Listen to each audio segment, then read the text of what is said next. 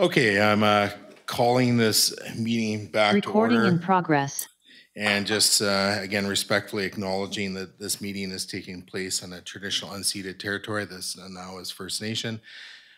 Just also noting we did have additional information for basically item 6A. So it just has to do with questions that were submitted from council and the responses. So green sheets have been provided. And okay, there's Councillor Mundell. She's up on the screen. And okay, good. So we're on to just checking here, public input period. So we have item 5 of our agenda. So persons recognized by the chair to speak must first state their name and address for the record, may speak once for up to 2 minutes unless council resolves otherwise, and are limited to providing comment regarding items listed on this evening's agenda. Comments must be directed to the chair, must not be directed to individual council members, staff, or the audience, and must not include personnel issues. So to the members of the gallery, any speakers this evening? Just laughter. And anybody registered remotely? I don't see anybody. Okay. All right, so that takes us on item 6 of our agenda. So we have the updated draft 2023 to 2027 financial plan. Now, through to staff, is there any further introduction from staff with the financial plan, or are we just jumping right into it? All right, so we're jumping right into it. So we're on to the A1, which is the financial plan questions submitted and responses through to council. Any questions, comments? Okay, Councillor Jones, go ahead. Yes, thank you. Very grateful for this detailed financial plan. It has more information in it, and I would like to just make 2 comments, if I may. The first, several people have mentioned to me that the online version is very small, and when they attempt to make it bigger, it goes fuzzy. So when this comes back to us at February 13th, would it be possible, please, to have whatever you need to do, a higher resolution or higher scan, I don't know, to solve that problem? And the second question is, would it be possible, please, to have the headings before the different categories? So, 01, 410, and then we go to another one, 01, 510, and so on. In previous, some other papers, we have the headings there, but it would be very helpful for myself on council and perhaps for residents to have those headings in this main 7-pager that we are relying most heavily on. Thank you. Okay, so again, we're just on the financial plan questions, submitted responses, so green sheet. Okay. Oh. What am I missing? We were trying to figure out if Kathy's hand was up, but no. Oh, okay. But we, in requests for edits on this, it's unlikely they would be possible for next week's meeting, as we are down to 2 staff in the department, and we'll be down to 1 staff for the rest of the week. So. Okay, so we'll just have to look at whether or not we'll hold next week's meeting. So you're referring to the Monday? Is that next Monday? Yeah. All right. So Councillor Lerner, go ahead. Yes, just a point of clarification here. When we're referring to questions submitted from council and the answers, is that purely the green sheets, or can it also include these question answers that are in our agenda? I guess that would probably be both. That makes sense. So. Okay, thank you. I did have a question. I submitted some of these questions, page 26 of our agenda, row 3. I submitted a question about software licensing, because we do have GL code line item 15-10-531 software licensing. And what I noticed was a large, previously this item had been in a deficit because there had been a budget of $0 essentially, and then it came each year in a deficit, and now this year is being budgeted so that it's it actually allocates the money to software licensing. And I asked where this money was covered before, and the answer in the page is, quote, "The deficit in software licensing costs would have been offset against the accumulation of favorable variances in multiple other line item accounts." So, end quote. So my question is, specifically which are the multiple other line items?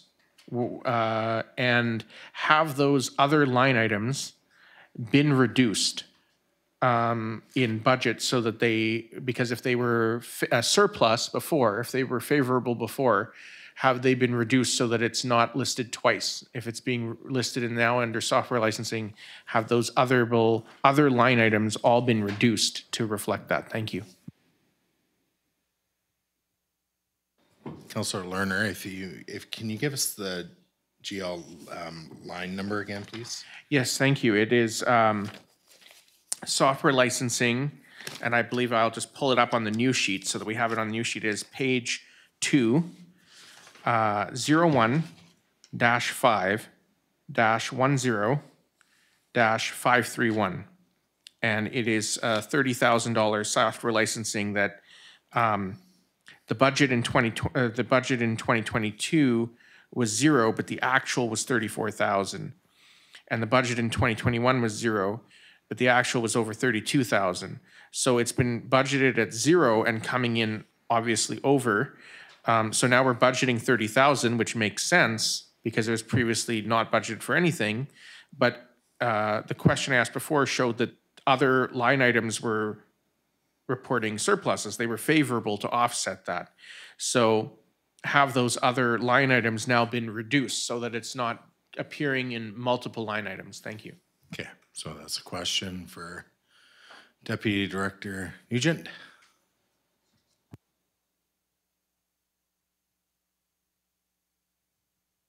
And you're muted in case you are trying to speak at the moment.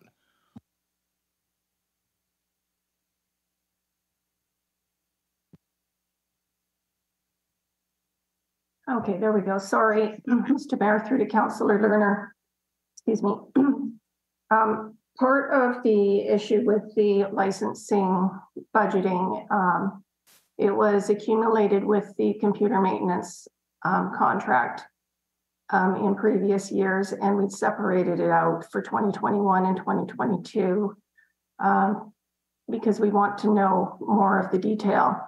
Now, to get the accumulated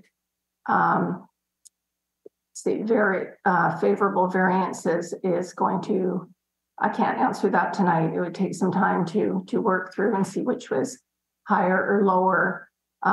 What we do is the budget nets itself out to 0, and we can't always budget exactly what the expense is going to be. Some of them are going to be over, some of them are going to be short. But at the end of the day, in that whole department, it's a break even normally. So it's more of a big picture, but I will get that detail for you. And excuse me, as Director Coates said, I may not be able to get it for the 13th, but it'll be on my to-do list for sure. Thank you. Thank you. I appreciate that because I see the line item above that, computer maintenance, has been reduced by $5,800. But software has been increased by 30,000. So I just want to make sure that all those other line items were also reduced so that it adds up to 30,000.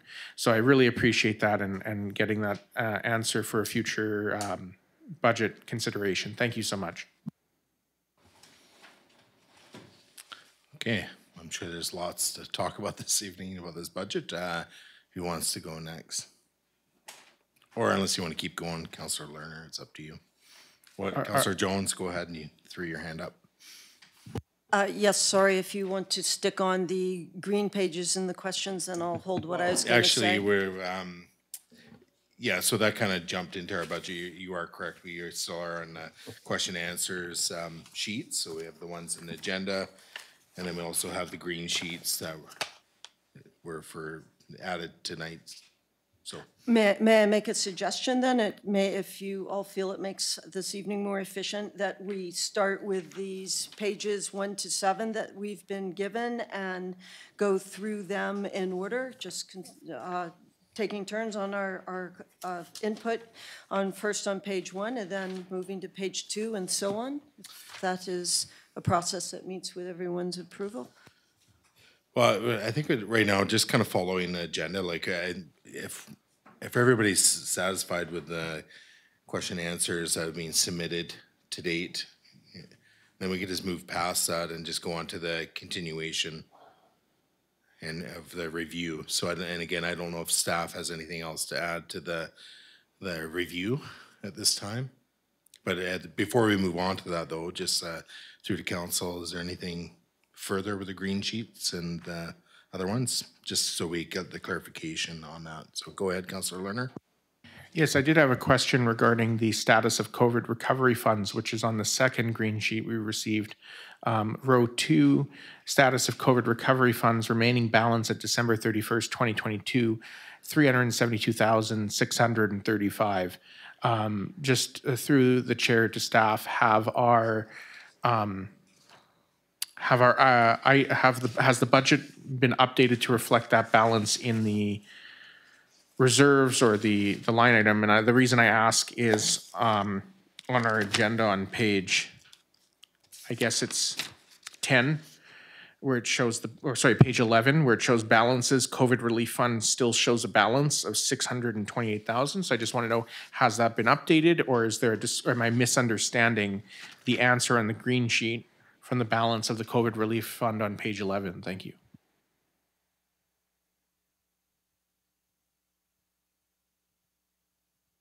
Mr. Mayor, through to Councillor Lerner, my apologies for that. I missed that on the updating. The $372,635 is correct. Okay, thank you. Okay, anything further on the green sheets and then other questions?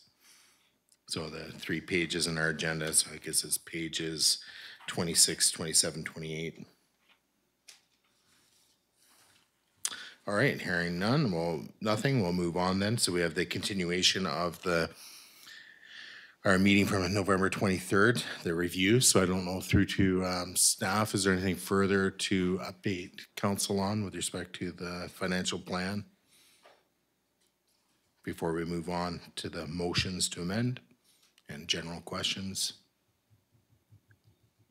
Mr. Mayor and Council, there were a couple of things that came up. We did get some updated BC assessment information.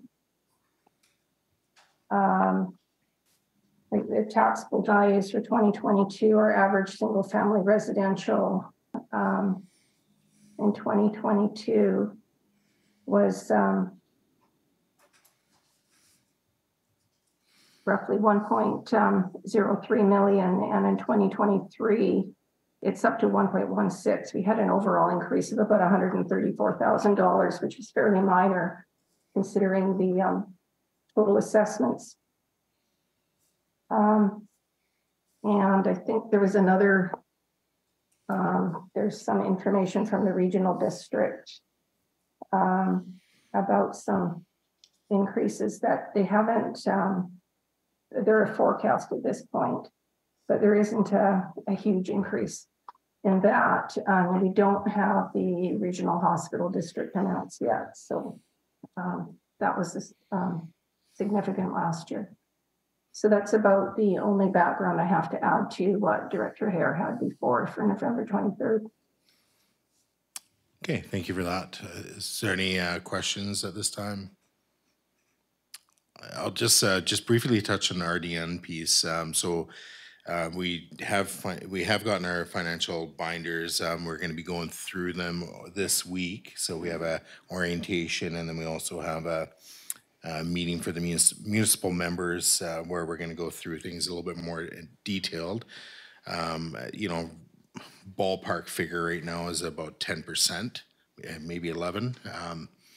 So, it's definitely, more than a couple percent, even if it was 3 or 4%. So, when I look at my tax bill, I look at, I average everything out, and if that's averaging out at 10%, that's not good news. That's terrible news that across the board, everything is increasing that much. I know my income doesn't increase that much every year. Maybe I'm in the wrong line of work, but but I think with most people, we share that same problem. Our income levels aren't all increasing 10% every year. So, I think it's important on all levels of government. We look at, what can we do to take it back down to earth? And, so that's my goal as the RDM rep. Representing Lantzville is to try and nudge that down as much as possible, and while also trying to meet the service level expectations of the region. So, not an easy task, but I think it's something we, have to seriously look at. And we have other increases coming, like the hospital board, or the hospital, Nanaimo Hospital District Board, that there's going to be an increase there, fairly significant, even though the overall amount isn't a lot. When you average that out over the entire tax bill, it is a lot. And people are on fixed incomes and so on. But I'm not going to go on and on about that. And we all know about that exists, that problem, and our incomes aren't all climbing at high rates as maybe a few are lucky to have. So, all right. So, Councillor Lerner, go ahead. Yes, thank you. I echo that sentiment, and we received a proposal that had an original tax revenue required of 11% increase, and I see at the top of the page on this pullout, page 107, that has now already been revised down to 9% because of the work of council. And I think it sends a clear message that to the community that we understand that people are not able to continue affording increases year after year after year, and that council is working diligently on that. I like Councillor Jones' suggestion that we go through this page by page. I did have questions on every page, but I'll leave it up to the chair how we should proceed on that. Thank you. Okay. So, so the suggestion was made, and I'm fine with following along with that. So in terms of what pages did we want to, what do we want to go through? Which part? Because we got a couple different documents. I'd suggest that we use the document that you can see, the one I'm looking at here. It pulls out into this size sheet and has 7 pages marked, each one marked page 1 of 7, page 2 of 7.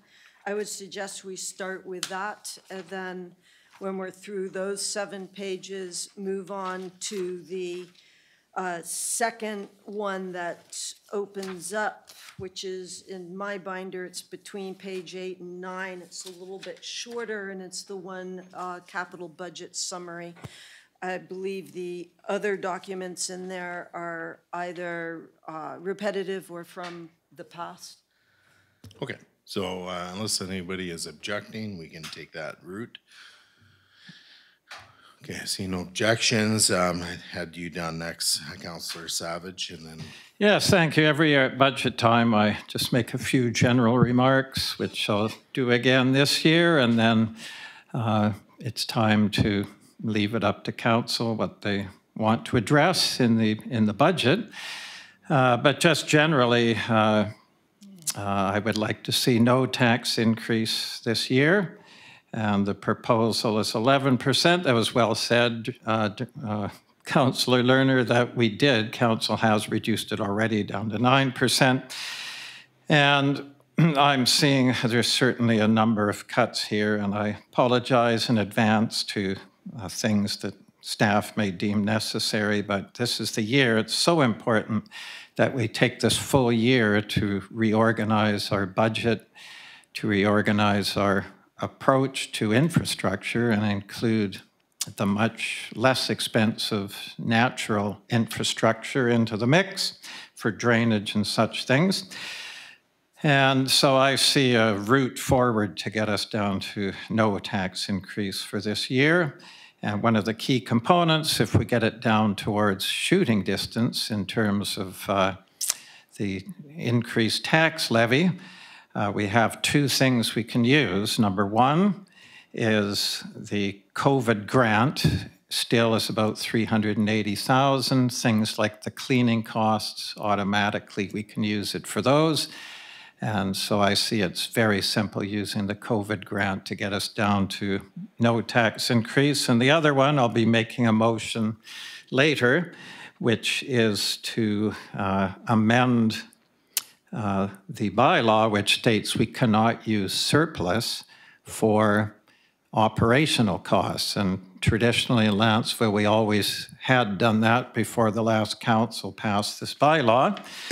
And the surplus, it's good to see, we just got the answer tonight, is $1,376,000. Sorry, $1,376,507. And our original finance director from last term, she stated that it's a good idea to have around 1.1 million in our general accumulated surplus, and surplus comes from overpayment from taxes or other means. It's any extra money left that we don't spend in a budget year. So that leaves us with 276,000 we can also put towards this budget, just a small part of that, so we bring it down to no tax increase. So I just thought I'd mention that. That's my general overview of what we're doing tonight. And then we'll get down to the business of seeing what to keep in the budget, what to leave for this year, and maybe address again next year. And again, apologies to all concerned. If it doesn't make the cut this year, we just have to have this year to organize. Thank you. Okay. Additional.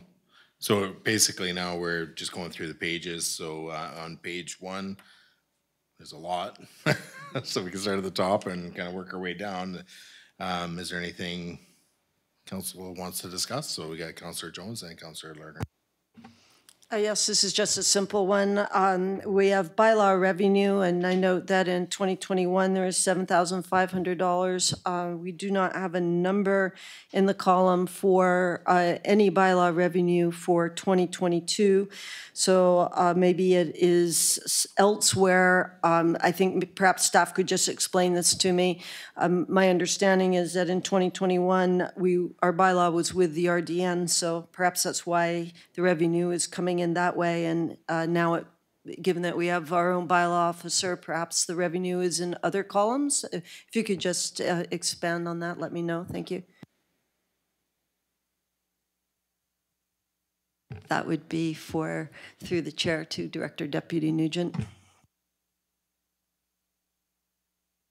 Mr. Mayor, through to Councillor Jones, I would have to look into that. The 7,500 is obviously categorized differently in 2021, and I don't have that right in front of me. We do have MTI ticket fines. That's budgeted at about 1,500. That would be as a direct result of bylaw. That's 01410-434.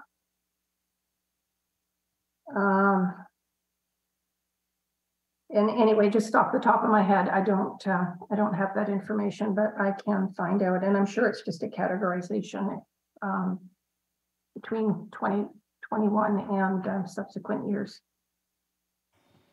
Thank you very much. I see the line items for MTI ticket fines and $1,500 for $300, sorry, for 2022. So hopefully there's more to have that income somewhat consistent, but maybe there just haven't been many infractions. Thank you. Hey, Councillor Lerner. Okay, Councillor Lerner. Thank you. I had a question regarding towards the bottom of page 1, community amenity contributions, and this might be for Director Limshu. 014-58-450. The actual adjusted 2022 was 187,000, and there's nothing in the.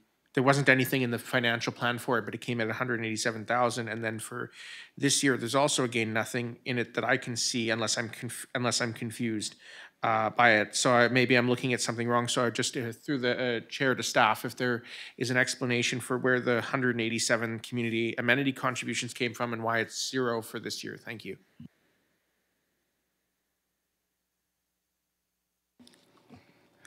Your Worship, through the council. Yeah, it's my understanding that the 180, the number you see on page 1 were fees that were collected previously. I'm just looking through the plan here. There is another account. I'm just trying to put my finger on it.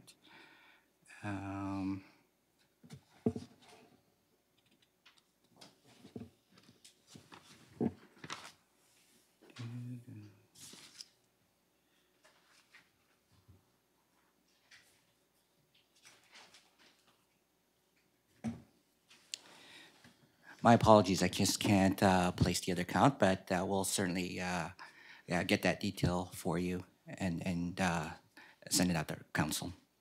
Thank you so much. Yeah, if we could find out the detail, that would be much appreciated, because if it's going from 187,000 to 0, it definitely affects the budget. But I do note it was budgeted at 0 the year before as well, so it would just be curious to know that. Thank you so much. Okay, Director Coates. Just to go back to the question about speculation whether bylaw enforcement switched over from the RDN in 2022. No, it actually switched over in 2020, in October 2020. Some of the reduced revenue could be due to bylaws that were in progress and have not yet been incorporated into MTI.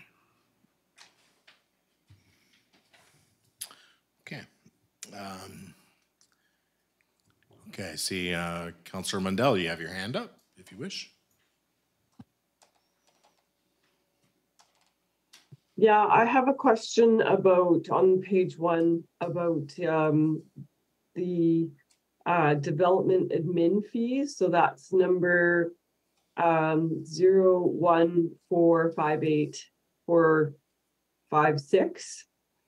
I'm just seeing that in 2021 there were 76,000, and in 2022 there were 69,000, and then in the 2023 provincial plan column there's no number listed.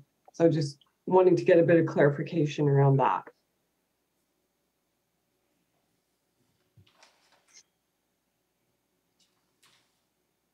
Mr. Mayor, through to Councillor Mundell. The development administration fees are based on the subdivision fees that the developers pay to the district. And since it's very difficult to plan subdivisions, it's hard to base what our admin fees are going to be. So the conservative approach would be to budget for 0. And then when, if there is a busy year for subdivisions, then of course we get more money in. But if we had a slow year for subdivisions, then we wouldn't get nearly as much. So it's very difficult to predict. In if there's a year where there's a lot of building going on, a lot of subdividing, that's great. But in a slower year, let's say the late 80s or something, then you would look at very little revenue. So it is difficult to budget for that. Okay, And do you have a follow-up, Councillor Mundell? No, Okay. that clarifies. Thank you. Okay. Councillor Jones, go ahead. Just to follow up while we're on this line item, where does this money go to, please?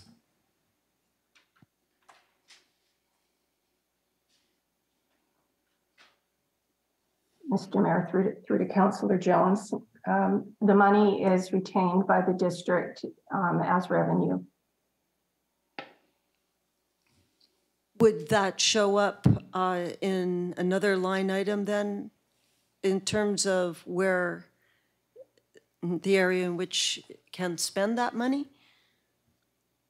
Well, it all goes into planning and building, but it's in the general revenue account. So it's sort of, it goes into the general fund bucket. Thank you. I just had a kind of a quick question on that. So with respect to the planning and development department, is there a way of getting a tally of like all the revenues collected? Because it'd be interesting to find out, you know, how much are we actually accumulating, you know, bringing in terms of revenue versus what the district is expending. And I don't know if other municipalities do that, but in terms of just looking at, you know, fees versus how much we're paying out in terms of wages and other indirect costs, and actually having that department conduct the work. So maybe through to Director Limshu. Your worship, through the council, just so that I understand the question. So you're asking whether or not we can give you more precise numbers with respect to expected revenues for each type of application? I'm just looking at like total revenues as related to development versus what we're actually expending in terms of staffing costs. I mean, I think the best way we can do that is to look at historical revenues collected. You know, because it's very hard to determine how many applications we're going to get and the scale of the application. So one year we may have, I don't know, let's say 20 applications, but they're for single family lots or one lot per application versus one big application for, you know, 100 lots. And that will reflect in the revenues collected. So it's, you know, I think just picking up on what Deputy Director Nugent was indicating, it's very difficult to predict, you know, what sort of revenues we might get from year to year. And so what we do is we just take a look at what the historic revenues collected have been and just kind of pick an average and go from there. Yeah, my apologies. I probably wasn't being super clear, but you know, it's just we have heard in the past that with the creation of new positions, you know, the costs would be offset by revenues coming in. So it'd be nice to have some metrics on you know, is that actually happening? Anyways, it's maybe more of a nice thing to have, but it's probably fairly labor intensive to find out the info, but I can always send an email. And sure. I think Councillor Jones and then Councillor Lerner. Yes, Mayor Swain, if I understand you correctly, could you go to page 13 and see if that question is answered on the bottom of the page where the revenues are totaled for 2021 and predicted also?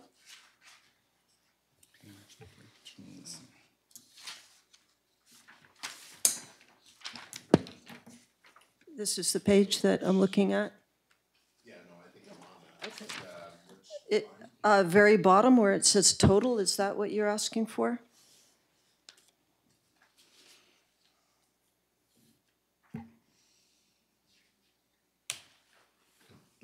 Maybe show me your page again. Mr. Mayor, if I may clarify.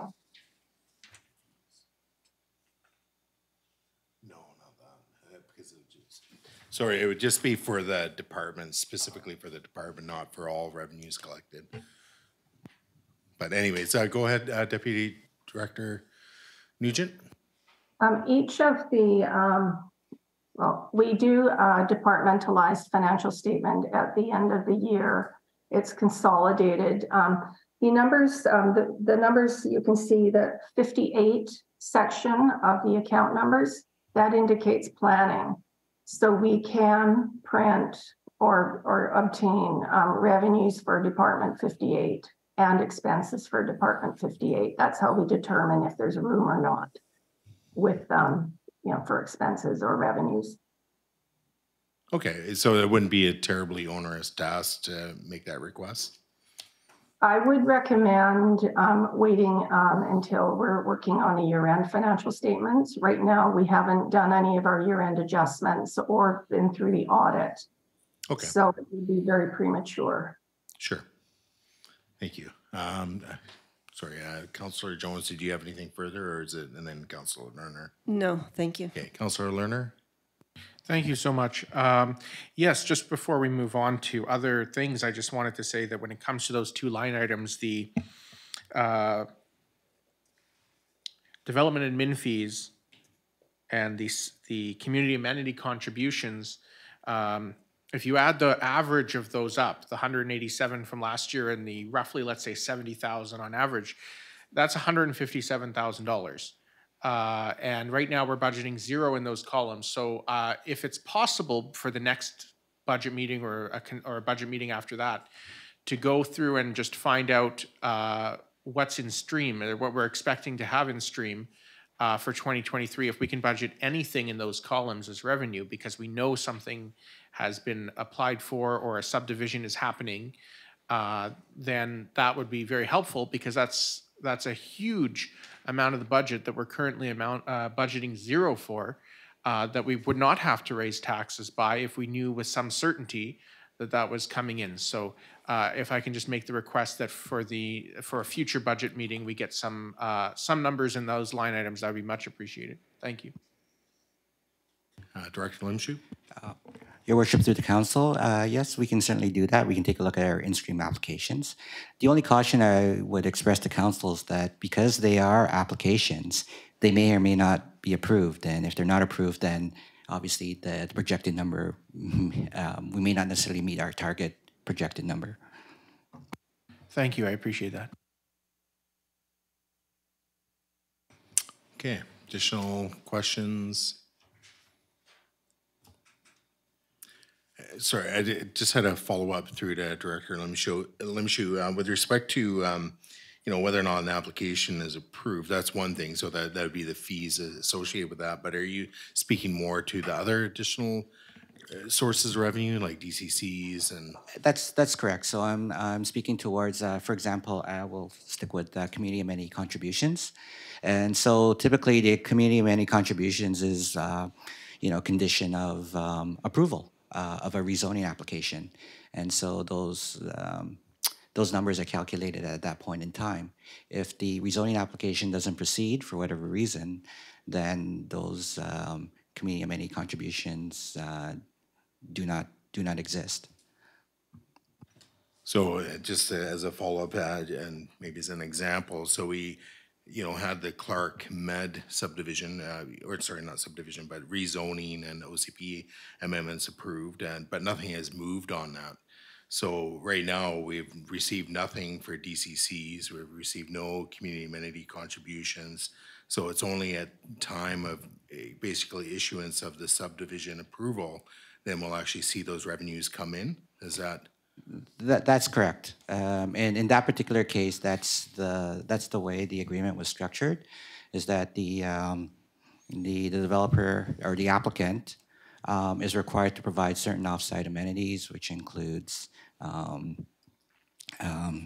2-hectare site for community services or community use, $50,000 contribution, and the dedication of the reservoir site. And so they are required to provide, in that particular instance, they are required to provide those amenities prior to commencement of construction. And certainly, DCCs are sort of a different set of fees, but they are typically collected prior to approval of the subdivision plan itself. In other instances, we have required cash amenity contributions at the time of zoning, as a condition of the rezoning, and certainly those fees are collected sooner than later. So I'm just kind of, not to try and dominate the time here, but just kind of racking my mind. So, right now, it seems to me the foothills is probably our main source of, development revenues. But when I, think of, the municipality as a whole, like we haven't had too many, it doesn't seem like we've had too many, I guess, applications that have actually gone right through to subdivision approval. So just as an example, I don't think the ones on Dickinson, I don't think their subdivision approvals have been granted, so there's been no community amenity contributions there. We have none from Clark Med, obviously. We've had, I don't think has Sabrina, I don't think they have had their final subdivision approval granted, so there's nothing there. So it's really been just a limited number of developments that have actually basically ponied up, I guess, right, in terms of the community amenity contributions. And I would concur that, that's a fair assessment. Those projects that you mentioned are in various stages.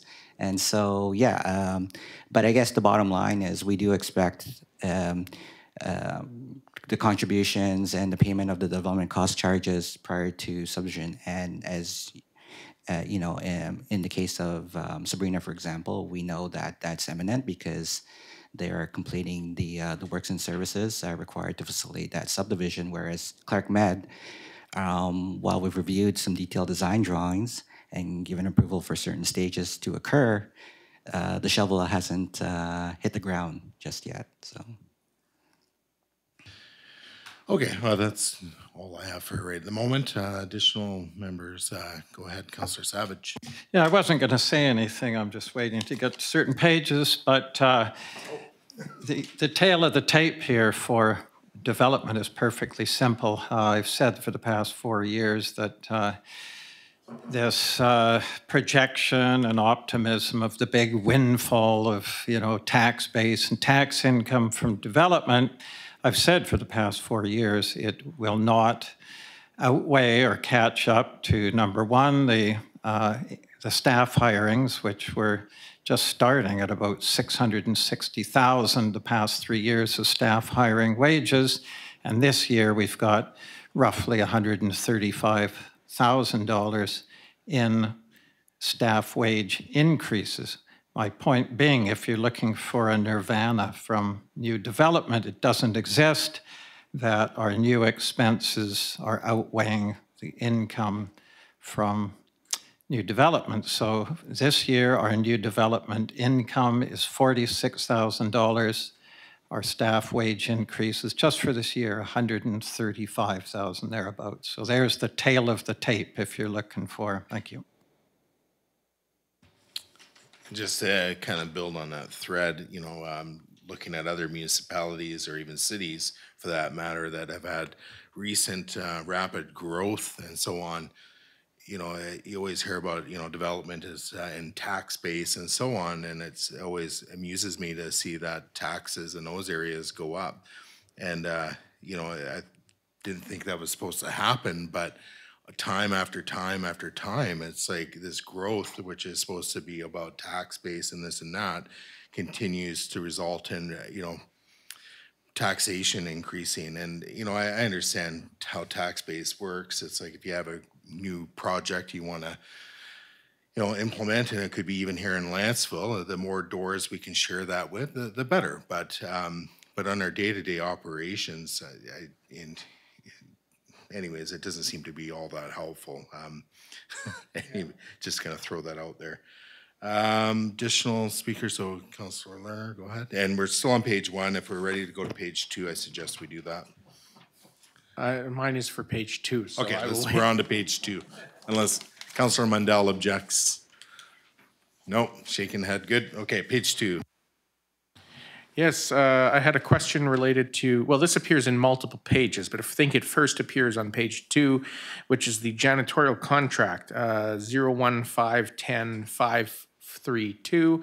And one of the questions I had was the total amount, and it was answered that in the question was answered that the total amount for janitorial contracts is $39,900 for the year. So that just gives an overview. And that was a great increase due to COVID cleaning protocols. So for example, this line item was budgeted, was actual in 2021, $16,302. and now we're at 23,800. So my question through to staff, is there a sunset clause on when we no longer need the extra, you know, $20,000 a year in cleaning? Is there does the contract specify for budgetary purposes when we can expect to see that go back down to normal? Not laughing at your motion or your comment, but Director Coates, I guess it's all in the definition of normal. I have to say that when I came to this municipal hall, I found the cleaning extremely substandard to any place I've ever worked. It was about 1 hour a week, and sometimes 2 hours a week. And so we increased it so that someone came in 5 days a week, about an hour, sometimes 2 hours. So it's still not a very high standard. I think most places during COVID, they actually had janitorial added on to come in at noon to do a wipe down of everything. We have never gone to that extent. So we would like to keep it at the level that it is currently. And I'm speaking of Municipal Hall for the public. This budget is for 3 facilities. And for the Public Works Yard, they still are at 1 clean a week. And the Fire Hall, I believe, is at 2 cleans a week. And when I say a clean, I'm still talking about an hour, maybe 2. My apologies for chuckling. I was just thinking sunset clause on getting back to being dirty. But anyways. Anyways, go ahead, Councillor Lerner. Thank you. No, the reason I ask is it seems like a high expense, but I don't know much about the janitorial contract, so no judgment there. It's just for $40,000 a year. I feel like you could have a part-time person every day. So I don't know. I'm not passing judgment on that, but I would like to make the motion that for the 2023 budget, the janitorial expenses be covered from the COVID grant. It would be 1 more year of coverage from the COVID grant, and it would reduce the tax burden by more than 1%. So I would like to make the motion that for the 2023 budget year, all of the janitorial contract be covered through the remainder of the COVID grant. Thank you. I think I'd want to defer that one to Kathy Nugent, because I understood that only a portion was covered, and that was because it was the portion that was increased due to COVID.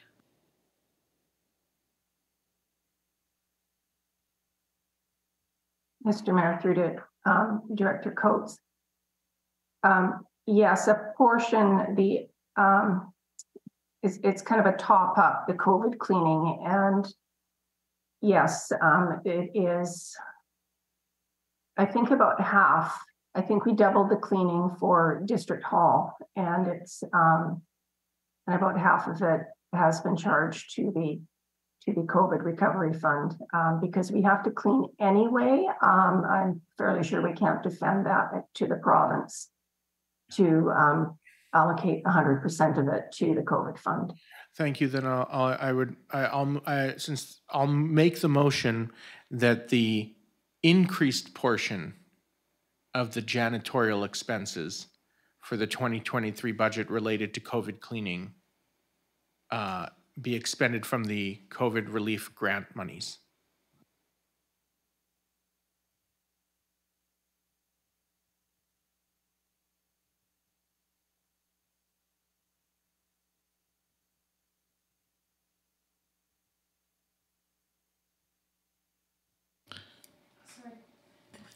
I just want to make sure I got that. So is that for the 2023 budget, that the increased portion of the janitorial expenses be covered by the COVID grant? Close? Increased expenses applicable, I guess, because whatever we can expend. Thank you. Thank you. And that's seconded by Councillor Savage. And then for discussion, go ahead, Councillor Lerner, if you wish, and then Councillor Savage. Yes, it's just a very large increase. If I understand correctly, it's almost a $20,000 increase due to COVID cleaning. We have the COVID grant. There are certain things we can expend it upon and certain things we can't. This seems like an obvious area, since it's specifically an increase in cleaning due to COVID, that is where we use the COVID relief grant. There's a balance, if I understand correctly, of more than $300,000 in the grant, almost $400,000. So this is a small amount, about $20,000, but it would provide almost an entire % of tax relief. And of course, next year we'll see where we're at, but that is an opportunity now to provide relief at a time when a lot of families are hurting due to inflation. Thank you. Okay, Councillor Savage. Yes, thank you. Yeah, the approach I would prefer to take, Councillor Lerner, is I believe I've got some proposed removal of some items from the budget tonight. I'm sure we all do. So I would prefer what we do is we remove the items we so want, and then we direct staff to use the COVID grant, because they can get into the details of which would apply to and so on, and the general surplus to bring the budget down to the tax increase we want. I think that's the best way to do it, so we're not guessing the best things to put into COVID relief. I don't think it matters which ones the COVID grant pays for, as long as our tax increase gets reduced down to what council wants is the key. So I would prefer to do it that way if you don't mind. I just think it's more efficient rather than us guessing, do this one with COVID grant, do that one with a COVID grant. Just name the tax increase you want, then let staff do it either with the surplus or the COVID grant. That's just my opinion. And with this cleaning cost, I just like bringing things down to common sense, but picture one person that's a cleaning person, and let's say they get paid $100,000 a year. That's a pretty good wage for janitorial stuff. Well, that would be just under 5 months. They would be cleaning these 3 buildings full-time. That's 8 hours per day. That seems excessive to me. So that's just me, and it was much less than that before, and I don't know if it's because they're required to be bonded now, which is about $3,000 cost. I don't know, but anyway, that's my point on it. If it must be, the contract's done, we may not be able to reduce it. So anyway, thank you. All right, any additional comments on this? Councillor Mundell, go ahead. Question about, just as Councillor Savage mentioned, is there an opportunity to amend the contract, or would we have to sort of break ties or break the contract and move into something different if we did want to reduce this line item to a lower, maybe pre-COVID rate, which I think is probably reasonable? Well, through the staff in terms of the contract, if there's any changes or amendments to the contract.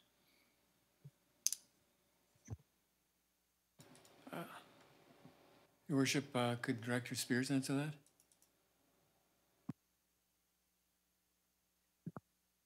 Sure. Through you, Mr. Mayor, to Council.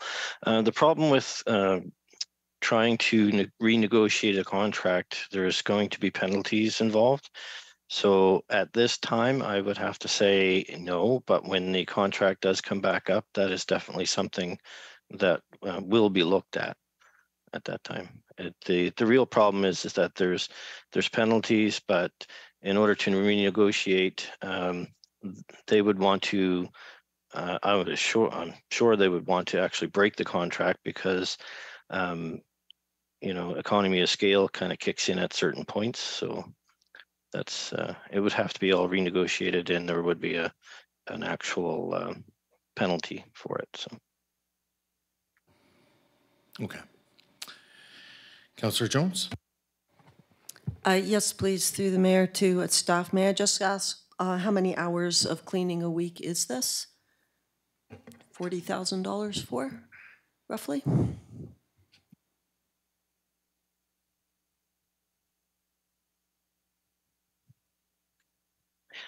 Through your worship, So basically, the Public Works Department gets about 2 hours a week. The fire department, I believe, is a bit more. And Director Coates can quote me on, actually probably help me out on this, because I can't recall right off the top of my head, and I don't have the contract with me. But the district office seen the biggest increase. So Yes, I believe it's 10 hours a week. It's five days. So they come in, and when I say a day, I don't mean a full day. I mean they come in 5 times. So they come in Monday night, Tuesday night, Wednesday night, Thursday night, and then at some point over the weekend. Thank you. So you're saying in total, 10 hours a week of cleaning? I can't say it's 10 about? hours a week of cleaning because this is a contract with a contractor. We tell them what we want done, and we can't tell them how many hours. That, you know, that's the competitive bid part. So we tell them what we want done, and it's this amount, and you know, and there's a list of specific things that they need to do. And in addition to those 5 times coming in, there's the spring and fall clean, there's the outdoor windows, indoor windows, the carpets, you know, so there's a bunch of seasonal things that are also done. So they bid, companies bid on it, and that, you know, whatever price they give us. But certainly we make it very clear that we have an expectation of a, you know, a minimum standard. So, yeah. Thank you. This is a hot topic. Councillor Savage. Yes, thank you. I don't believe in once you signed a contract, let's just stick to it. And I'll support this, but for the rest of them, I'd suggest we just let staff figure out which ones go with the COVID grant. Thank you. Councillor Lerner. Yes, thank you. I hear Councillor Savage's point, and you know, my only consideration is with this particular motion, Council had passed a previous motion that all expenditures through the COVID grant be approved by Council, and I just want to maintain lots of oversight of the COVID grant. It's such precious money that we get only once. Thank you. That's all I have to say on this particular motion. Thank you. All right, any additional debate? Because I'm about to call the question. Okay. All those in favor and opposed, that's carried unanimously. Okay. All right, so we're still on page 2. Is there anything further? Any comments, questions?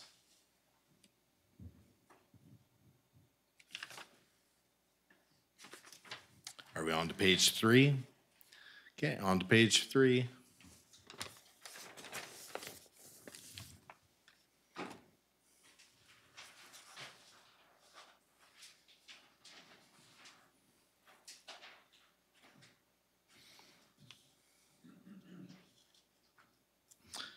Okay, Councillor Savage.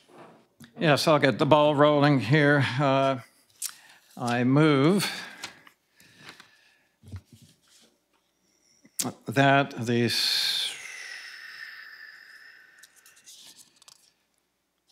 sorry, where's that motion we're making for?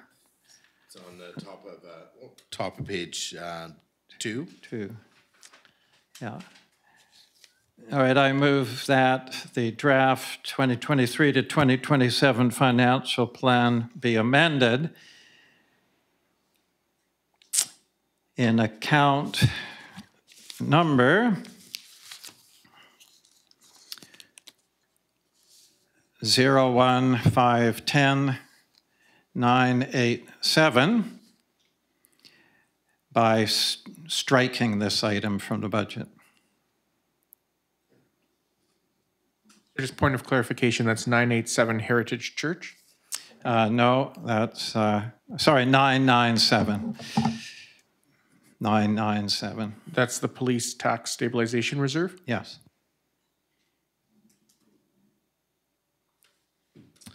I'll second that. And then for discussion, go ahead, Councillor Savage. Yes, thank you. This is something I've brought up since the 1990s. And just to be blunt, I was somewhat dismissed for 4 years past term when I kept bringing this up.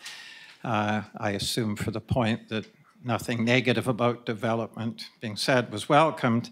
So I'm very much in favor of this. I probably know more than most about it. I phoned all over BC to find out what places like Oliver, Creston, Soyuz, and so on had done in preparation of this. And with Oliver, they started increasing the taxes to the 6 years previous to the increase. I believe this police cost increase will be around 2032 when we will actually have to start paying it. So that gives us a long lead time, but I want to use the year before we do it for a big discussion with the public, just to let them know how onerous it is. Duncan will be much higher than ours will be, but their increase was 1.1 million. So it's going to be a big hit, but I want everyone to know what's up, when it's likely to come, and the reason why we're going to create a special reserve for this police fund so we don't get hit with it all at once. However, we don't have to do it all through taxation. Just one example out of many is we can have an amenity in our amenity list, which we're reviewing next council meeting, is that we can have perhaps a cash amenity in there, a small one that will go towards our police reserve account. So it doesn't have to come out of taxation. I want a full year to prepare for this. Thank you. So I just want to clarify that I've got the right motion. So it's that the draft 2023 to 2027 financial plan be amended in account number 01-510-997 by striking 53,100 and inserting 0. If that's the wording you like, yes, thank you. Yeah, and that's what I seconded. So further discussion. Councillor Lerner, go ahead. Yes, actually, I had a very similar thought here. We're about to review our amenity contribution document. And if you look at other municipalities like Nanaimo, they have community amenity contributions that are going up to 8,000, 9,000. We're still stuck at 3,000. And my thought process is, why should it fall solely on taxpayers to fund the police stabilization reserve when we could be having community amenity contributions from development help put some of that into the reserve if we're able to. And that means that, you know, the developments that are causing us to go over that 5,000 population magic number that sees this massive police cost increase will be contributing to it as along with the taxpayers. So there's nothing wrong with development. It can be a wonderful thing, but if it's causing us to go past the 5,000 mark and therefore have a massive police cost increase, then it's only fair that those developments contribute to that cost increase. And so rather than rush ahead right now and establish a $53,100 bill to the taxpayers this year, let's take a year to figure out exactly how we want to do this. Do we want to have it, how much out of taxation, how much out of community amenities, plan exactly how long it'll take until we reach that number. So these are all important things. And so it's worth having that conversation, and I would say we can do that through our strategic priorities and our planning over the next year. So I think I can definitely support this. Thank you. Additional comments before I call the question? Okay, I'm going to call the question on this. All those in favor and opposed? That's carried unanimously. Okay, anything further on page 3? Councillor Jones. Yes, thank you. Just like to look at the next item, which is 01-5-10-998, one-time projects reserve, $50,000. This is money put aside for projects that come up throughout the year that are smaller projects that council may want to approve, but if there isn't any budget for them, then they're a little bit hamstrung on that one. It was established just in 2022 at $50,000. My feeling is that this year we're having to take a look at a number of areas where we can trim things down in order to achieve our goal. Hopefully, for me, that is a 0% tax increase. I don't want to eliminate this quickly, but I would make a motion. Let me just grab the page to get the wording right.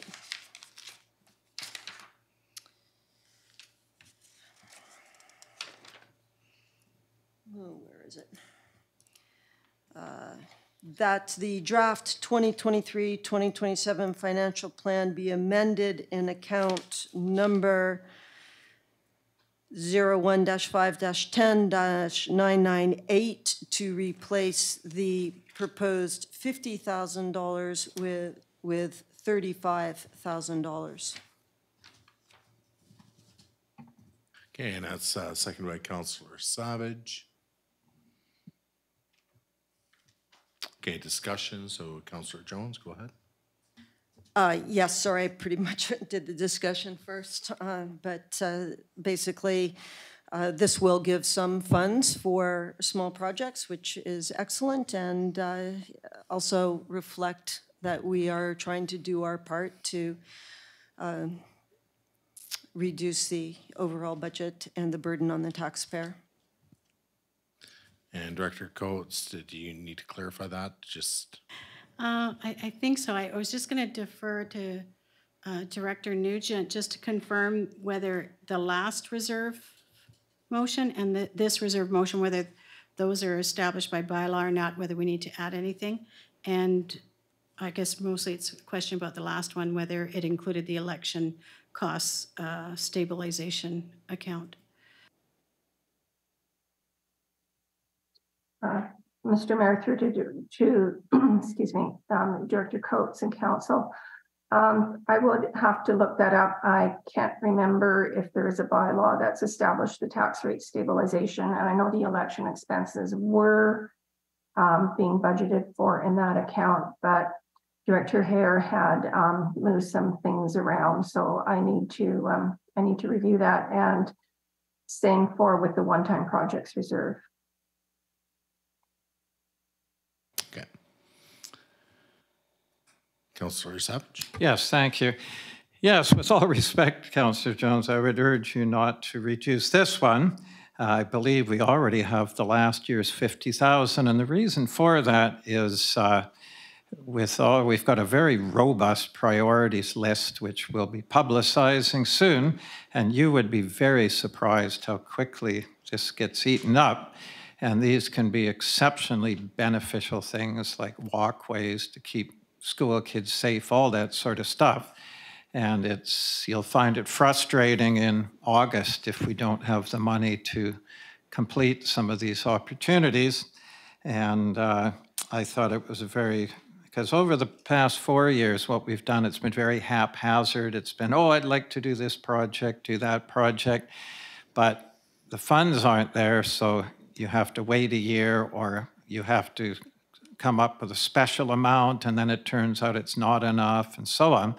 And I really thought this was a good idea to just have it consistent, and it won't be wasted, because if it's not spent, we're not putting it in because we have to spend it, it'll simply roll over to the next year, and there may be some big expenses come up that everyone's really wanted for a while, and so on. So I would really urge to leave this one in, because I see a route to really reduce taxes with some of the other big cuts already. And rather than taking this out of the budget, I'd rather see it paid from surplus or from the COVID grant, one of those two, rather than removing it, because I've got the advantage of seeing in hindsight how difficult it is if you don't have enough funding for we don't know what might come up. It might be something special everyone wants, they're calling for, and we find we're underfunded for it. So I would really think it's a good idea to leave this one intact, and there's way easier ways to get the 15,000 off. Just take it out of surplus as one, so thank you. I was just going to comment on it briefly, and I would concur with Councillor Savage, because, if we come up short 15,000, we're probably just going to take it out of surplus. So The other danger is, you know, with these reserve contributions is at some point we need to, you know, reestablish the funding. So, you know, like next year it will be back, and then there'll be other expenses potentially added back in. So I don't know. I'd rather keep it as a constant, and it's the same thing as the previous motion. Is, you know, the danger of reducing our reserves is just that, is, you know, we have to eventually look at reestablishing those levels. So you know, maybe it's a short-term savings, but then we're, you know, maybe faced with having to double up some of these to catch up. So I don't know. I can support it, but at the same time, you know, that shortcoming is going to get probably picked up from out of general surplus. So anyways, Councillor Jones, go ahead. Yes, thank you. Those are very good points, and I would be happy to vote against my own motion now that I understand that that money can roll over to the future year. So we really have the best of both worlds here. It's available if we need it for small projects, but we can also tighten our belts and let it roll over. So thank you. Council, did you have your hand up, Councillor Lerner? No, it's fine, thank you. All right, so and then I'll move to calling a question then. All those in favor? And opposed? Looks like it's unanimously opposed. Fails. All right, anything additional to be made, or amendments to be made on page 3? Okay, moving on to page 4. Oh, nope. Okay, page 3, Councillor Savage, it looks like you might be ready, or I'll defer to them. I'll okay, defer to Councillor them. I'll Mandel, wait you for got your them, hand up, so I'll... But be quick, I'm fast off the gun. Okay, all right. Just some clarification on line item number 015205548, educational training. I see that we have gone from actual at 16,000 up to we're looking at 38,000 for the 2023 budget. So I'm just wanting to clarify whose training is this? And just wanting to know why there's an $11,000 increase.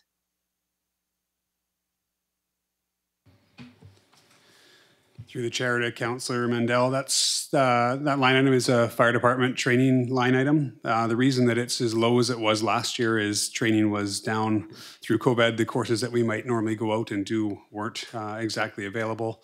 Moving forward with the new minimum training playbook standards, we're going to find ourselves easily eating up that amount of money this year.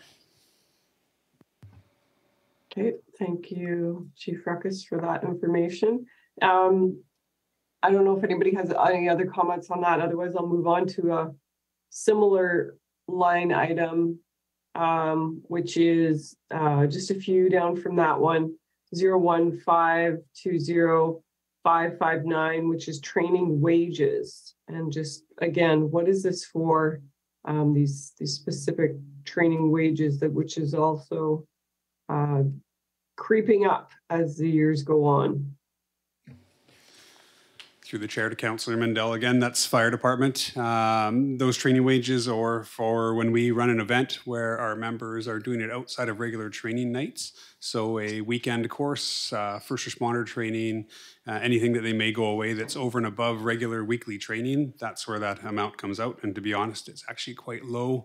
We'll find ourselves running out of that quite quickly, and then we kind of switch to the volunteer side from there. Thank you for that clarification. No further follow-up from me. Okay, so I've got Councillor Jones, and then we'll go to Councillor Savage. Yes, thank you. This line item is 01-5-20-574. It's called member recognition. I do not know what that member recognition line item is, so I'd like clarification on that.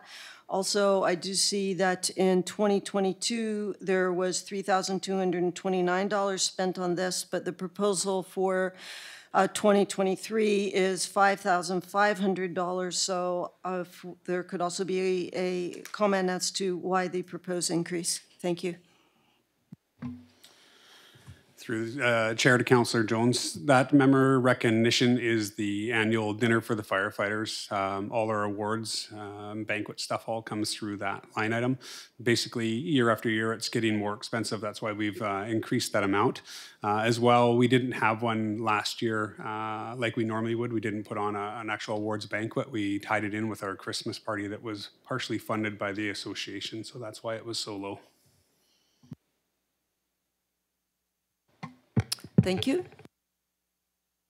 Okay, so I think we have Councillor Lerner, then Councillor Savage. Well, you gave up your turn, so. No, I didn't have one yet. I'm still reading. Okay, Councillor Savage then. All right, I can't wait any longer. I want to give us all an opportunity to address this, but anyway, I thought we got to get through this tonight, you know, but anyway, this is, I move that the draft 2023 to 2027 financial plan be amended in account number 01510-994 by removing 14,600 and replacing it with 0. I'm sorry, I missed the account number. 01510-994.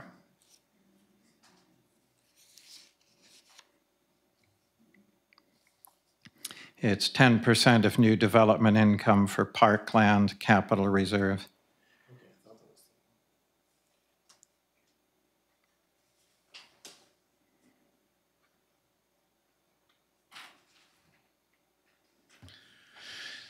All right, I'll second that one. I'm sorry, I was so worried about getting the right number. I missed, what was the amount of the reduction? It's 14,600 to 0. Going to 0. Thank you.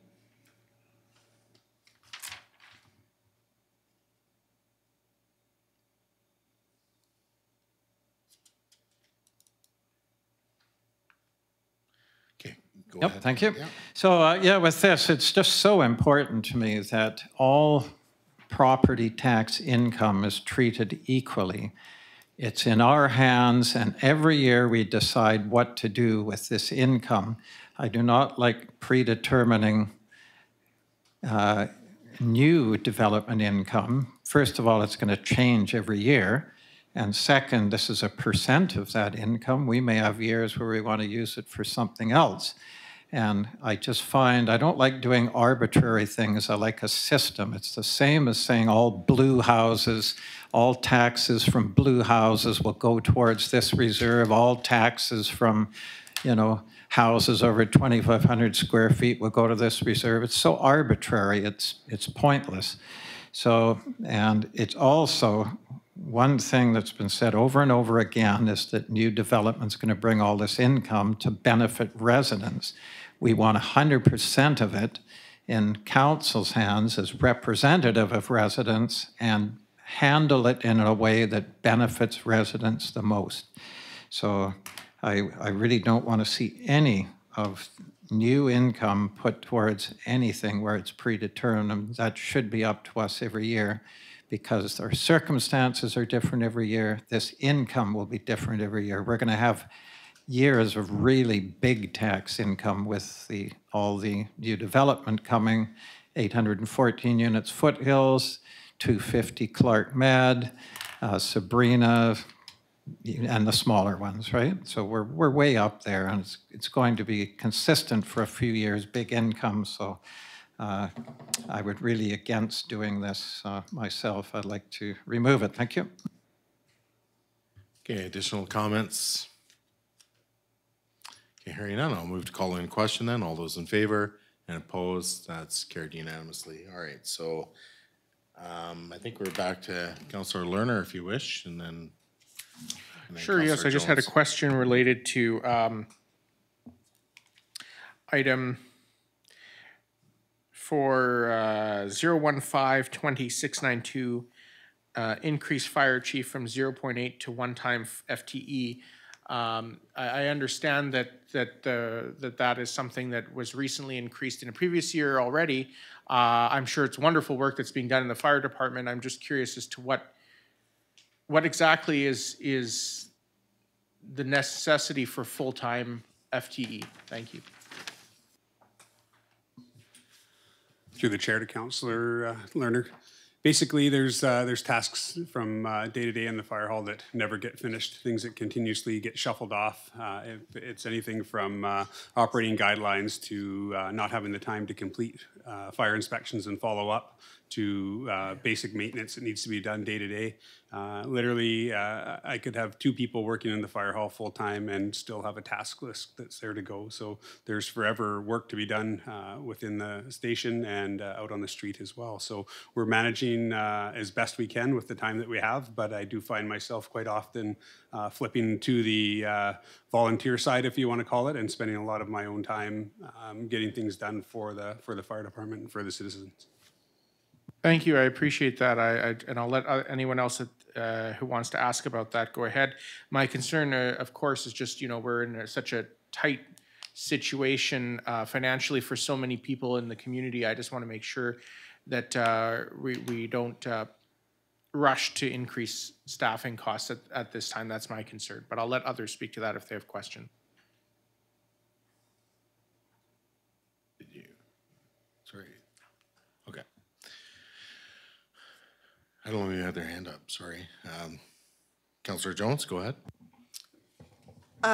Yes, my concern here is that our staff wages budget has increased quite dramatically over the last few years. This particular line item did go up from, I guess it was 3 days a week to 4 days a week last year. This would take it up to 5 days a week. With all due respect, I recognize that you have some very serious and a lot of work at the fire department, but my recommendation would be that we keep this at 4 and you apply all the tricks that you have of the trade to continue to get the job done, which has been done very well. We will be increasing our numbers in this community in the future. I think this should be revisited next year for sure, but at this year, it's difficult for me to support it. Thank you.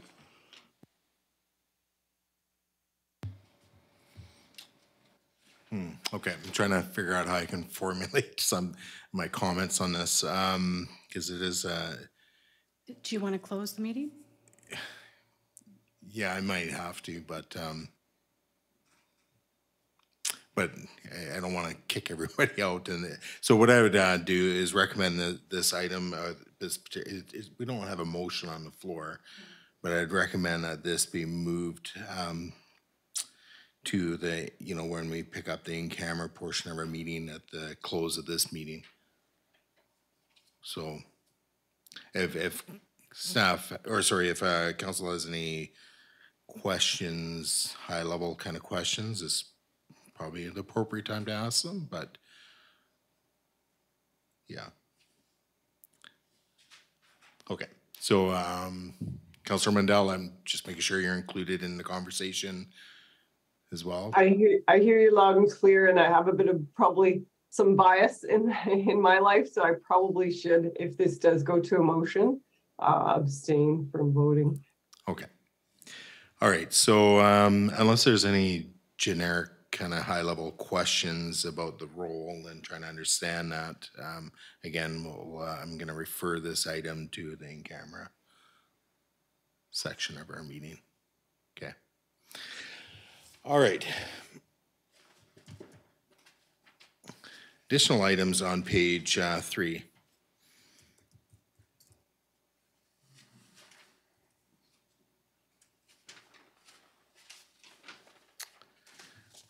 All right, now we're on to page 4. And we will have more opportunities, obviously, but Councillor Lerner, go ahead. Thank you. Yes, I know this is a small item, but I just want to understand what it is. This is line item 01540 606. I think it's a public works item, although there's not specific line headings. It says miscellaneous expense. And it was 0 in 2021, but budgeted for $200. 0 in 2022, budgeted for $200. And then this year it's budgeted for $1,700. So I just want to understand what's encompassed in the miscellaneous. Thank you. Through your worship to council. So I guess if you go over to the 2023 comments, there's changes to parks facilities maintenance. This is in anticipation of increased parks maintenance. This is part of the parks budgeting. So which would include like the Pierce Woods and any other things that may come up. It's more of a placeholder for now until we get to a point with the Pierce Woods Park to identify where everything is going. So, thank you. Okay. Anything additional from page 4? Not to put the pressure on, but go ahead, Councillor Lerner.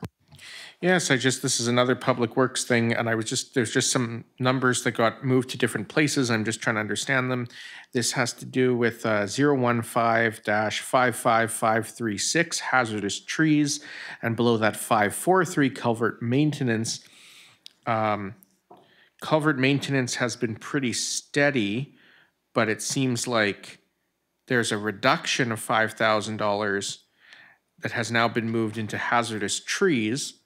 And I see that hazardous trees saw a big increase in 2021 and 2022. So it seems like it says to reflect reality. So I guess that means that money's being moved out of culvert and into hazardous trees. But my concern is what happens to future culvert budgets and whether we're anticipating this increase in hazardous trees to continue. What is contributing to that? Thank you.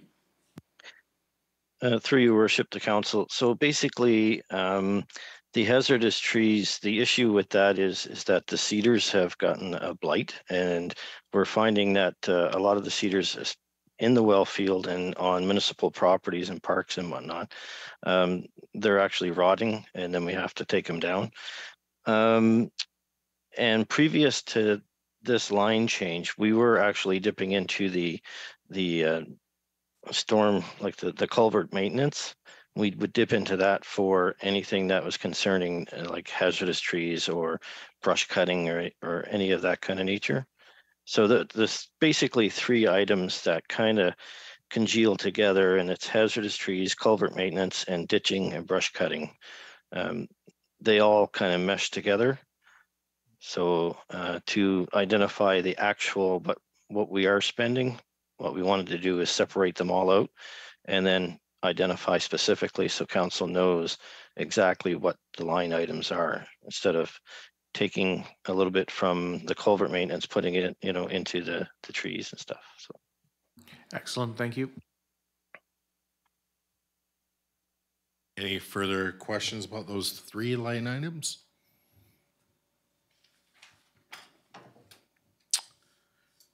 Okay. Anything further on page 4? Councillor Savage. Yes, thank you. Juggling 100 things here. So I move that the draft 2023 to 2027 financial plan be amended in account number 692 to replace 42,100 with 0. Sorry, point of clarification. What is the full GL account number? 015-55692. Thank you. And that's not to be mixed up with the fire chief, who was also 692. I don't know why. So, I see a different second number. So this is separate, right? 015-55692. Oh, sorry, that's on page 4? Yes, we're on page 5 still. We're on page 5. Sorry, I thought we flipped the page. No. All right. Is there anything further on page 4? Okay. Moving on to page 5. Okay, so you got one ready. I have something on page 4. Okay, go ahead, Councillor Mandel. Sorry, I was slow to the raise hand button. My apologies. I just wanted to take a look at line item number 01540,903, community events. I'm just recognizing that it's had a pretty much doubled or projected to, it's gone from around like 4,500 and now in the 2023 financial plan, I see that it's at 9,500. I see that it's for the annual fireworks. I just don't know how comfortable residents feel spending $9,500 on one or a couple hours of fireworks. I know I'm not sure that that sits quite right with me. So if I could just have an explanation as to why it's almost doubled.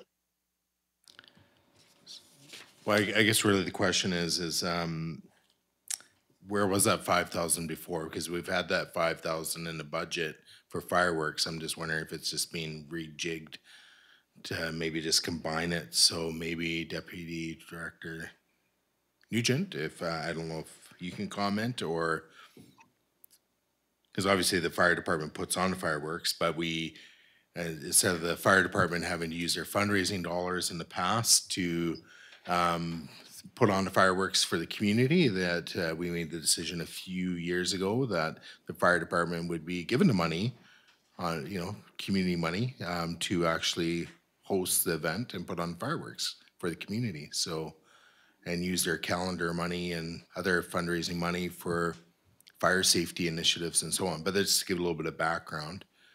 But to me, it seems like there's just been a reshuffling of that $5,000 from somewhere else in the financial plan. Mr. Mayor, through to so I see staff is working hard to find this. It might just be one of these email responses, possibly, in the spirit of time. Yep, I'd be fine with that.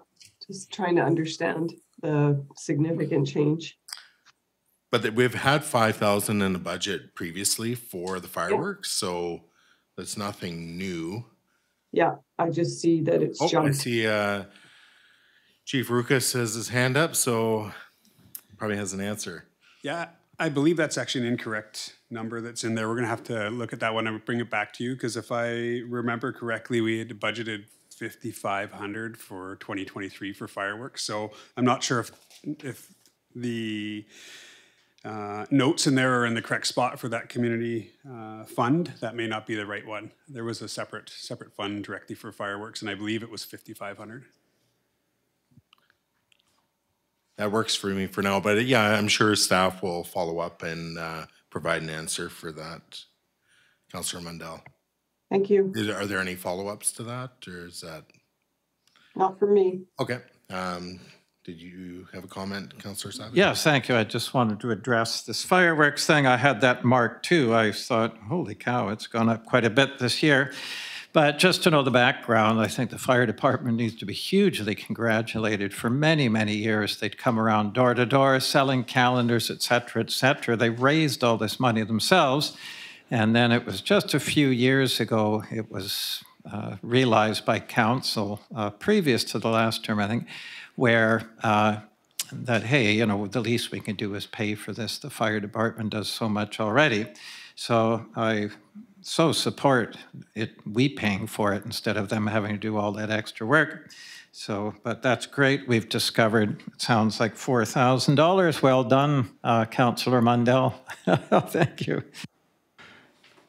Yeah, and just on closing on that, yeah, it always bothered me back then, that the fire department's already doing a lot of volunteering, obviously, and community events and so forth, and then and then we're asking them to take money out of their fundraising to put on a community event. So anyways, it always bothered me, and that's why it was brought forward a few years ago now.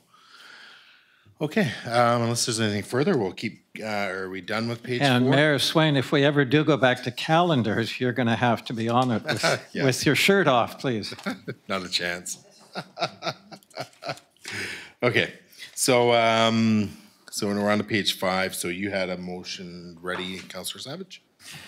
Yes, thank you. I'll repeat the motion just to keep things rolling here. It's that the draft 2023 to 2027 financial plan be amended in account number 015-55692 by removing 42,100 and replacing it with 0.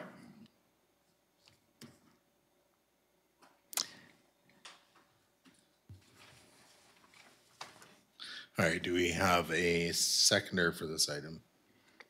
And this is the seasonal CUPE worker. So seconded by Councillor Lerner. Okay, go ahead, Councillor Savage. Yeah, this is why I apologized ahead of time for this before the meeting, that if we were, I consider this postponing it till next year. Anything we're removing this year, again, I apologize. If there's one department I want to get, help to, it's the Public Works. It's just we were very much taken off guard out of the blue. There was 135,000 thereabout wage increases for staff, and that's the better part of 5% tax increase. So we're really scrambling here, and during the election we committed to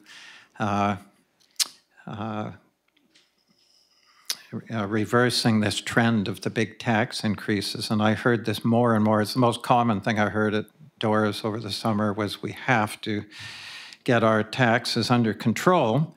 And the best way to do that is to spend the next year really rearranging our finances. And one of the big expenses is infrastructure. And when we go to our more using nature to support our infrastructure, we may find some savings there. Plus, I really want to point this out. We've got the $400,000 from the sale of district property to Centra Gas. Councillor Savage? Yeah, I checked that. It's been publicly released. I asked. No. Sorry, just for clarity, the notice was published. The agreement has not been finalized, as we explained. My apologies. So the notice has been published. We have income coming in from a land sale. We have new LED street lights that are supposed to be a cost savings. I've yet to hear what savings there are there, and if we continue this trend, we may have new income there. There is a certain district land we can potentially develop for housing for a profit. There's lots of DCCs coming in. There's over, 380,000 in a COVID grant remaining.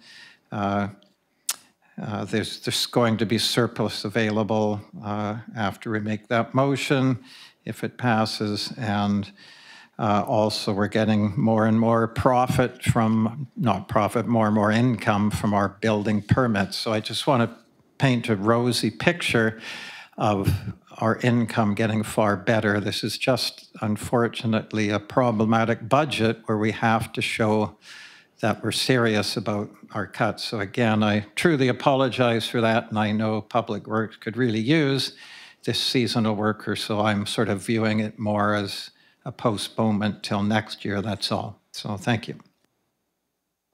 Okay, so Director Coates, and then we'll go to Councillor. I was actually going to defer to Director Spears. I wasn't sure of the impact of removing the temporary seasonal employee, whether staff need to come back with a report on which parks maintenance we would not be doing.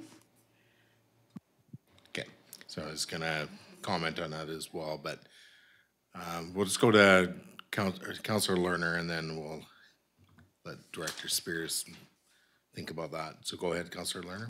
Thank you. Yes, well, I echo the sentiment that Public Works is doing a fantastic job, and that this is an important part of our hardworking part of our community. So I'm of two minds on this. I do see the importance of having the Public Works be able to complete everything they want, but we are in a very tight situation here.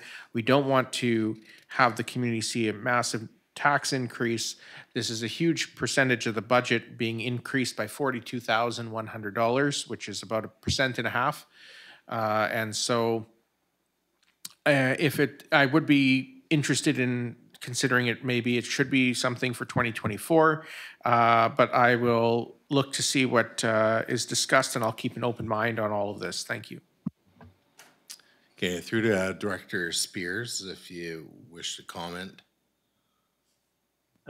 Sure. Through your worship to council, I guess basically what we were looking for was the increase in the hours towards the Parks Department and the Public Works Department itself, just to do with, drainage ditches. Like we don't have a flail mower, which is considered something that, most communities have. We actually contract that work out. So there is times where we have to have folk like one of the guys go out and physically get into the ditch and weed eat and stuff like that. There's those kind of things that come up all summer long. And then there's other small things like stop signs going down, and I got to pull off an operator from the water system over to, replace that. Another big portion of that, part of that job that we were looking for that employee that we were looking for, is the maintenance of the Pierce Woods Park. Now, it's understood that it's hopefully sometime this year that park will be open, but there's a lot of work that has to be done before that's going to happen. So not totally opposed to postponing this position till next year.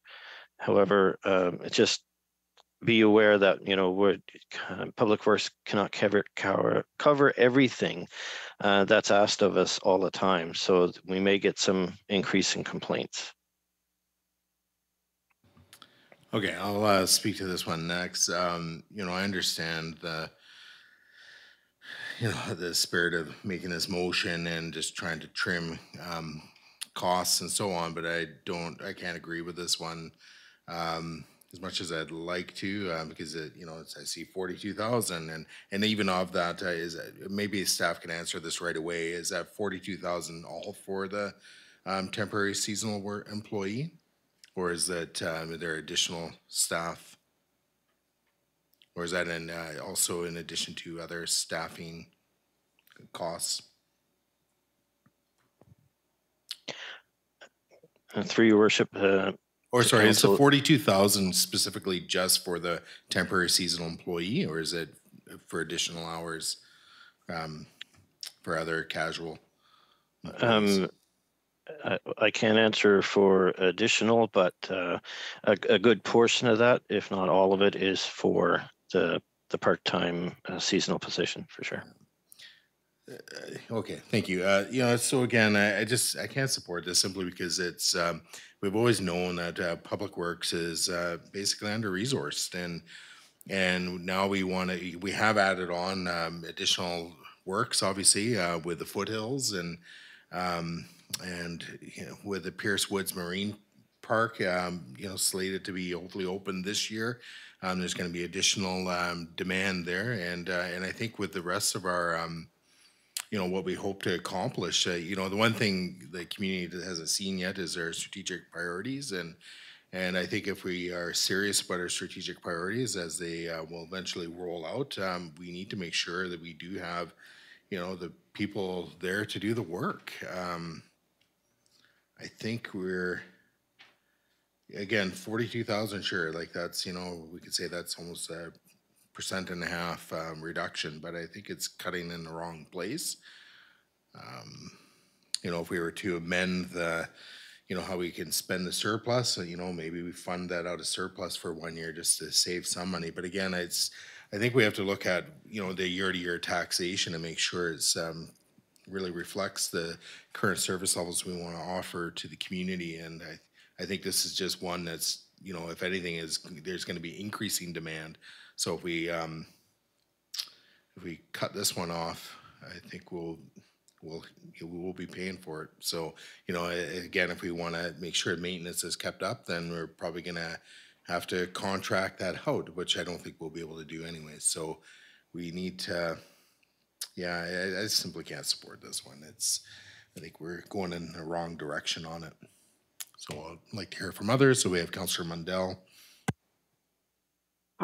Yeah, I think I hear you on that, and I do understand that these roles are really important to keep up the service level. But as Councillor Lerner indicated, we are trying to trim in as many spaces as we can.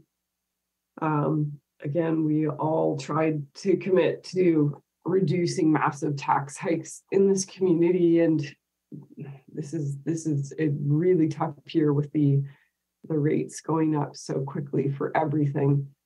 So I can support this, and I think that we can definitely relook at this position again at a later date. So I will be supporting this motion if this is moving forward. Okay, we have Councillor Jones. Yes, thank you. I appreciate Director Spears' comment that he could see this being postponed to 2024.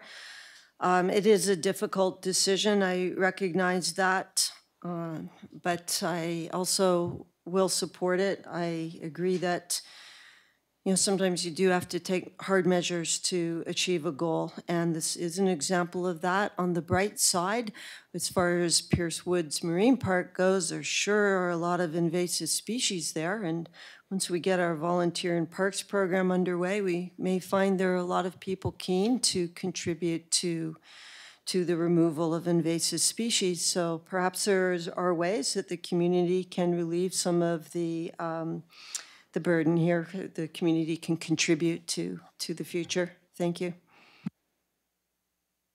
Okay, and Councillor Lerner, go ahead. Thank you. A question through your worship to Director Spears. It talks about seasonal employees. So I'm curious as to, this is if I understand correctly, roughly 6 months. Is that correct, of the year? And if so, which 6 months is this envisioned for? Thank you. Through your worship to council, it always depends upon the weather. If it turns nice sooner and the growing season starts sooner, then we tend to start we would start this position sooner. However, the normal time is usually April till September. Those are the biggest growing times that we have, where the guys in the parks are just full out and don't have time for anything else. So those are the main dates. Okay, do you have a follow-up, Councillor Lerner? No, I'm just trying to envision if this was postponed to 2024, it could be approved early in the budget process. Perhaps the funds could be released early in 2024 so that for sure there could be a staff person for this position in place in the spring of 2024. So I'm just, when hopefully Pierce Woods Park will be open to the public. So I'm just trying to envision that. Thank you. Again, I'm not going to be repetitive on this one. The one thing I did want to point out, and I believe Director Spears kind of indicated as well, is one of the indirect consequences of not having a seasonal employee is that when something needs to be done in a ditch, like weed whacking, now you're going to be pulling someone away from another job they're doing in public works. And that could be putting up a sign. It could be attending to some other, thing within the district. cleaning a drain. I don't know. I'm just making up stuff, but there's other things that we're going to be pulling our current public works employees away to go and do these random things, and it could be as simple as and I've dealt with this a little bit. When we have the ditch mowing going on, well, sometimes because people parking their cars and so on, they're in front of their house gets skipped. While eventually the district gets their call and I don't know, maybe Director Spears can speak to that, but I believe they do respond to some of them and trying to maintain service levels and keep Lantzville residents happy. But my point being is this is going to result in our current public works staff being pulled away to deal with random things. And it is, I don't know, I just think it's a bad move. I think it's $42,000 that's going to be very well spent. And another thing we have coming up is we have, phase 2 of the village revitalization, and there's going to be some increased maintenance required there. We're adding more work. We've added, again, the foothills. There's a lot of stuff that goes on with the foothills, and a lot of it is seasonal as well. So I think there will be indirect consequences from not doing this. We have known for years, Public Works, they need the help. Are we going to run out and hire 3 new positions? No, but I think this is something that we can alleviate the pressures in the busy time of year, which I think is between spring and summer. Lots to be done, and I think with our strategic priorities, there's going to be lots more to do. So anyways, I'll leave it at that, and I think you know where I stand. So go ahead, Councillor Savage. Yes, we will get by until 2024, I guarantee you, just as residents got by with that massive 68% increase we had the past 4 years. All residents made a sacrifice. They got by, and that's the tail of the tape for this budget. Yes, we have our preferences, but as Councillor Jones said, we have to make some hard decisions here to get where we're going. So to me, top priority for this budget is residents. That's the promise we made, and this is a big part of reducing the tax increase. So I'm going to be supporting it. Thank you. Okay, unless there's anything further, I'm inclined to call the question. All right. All those in favor and opposed, noting that Mayor Swain's opposed, it carries. Any additional items for page 5?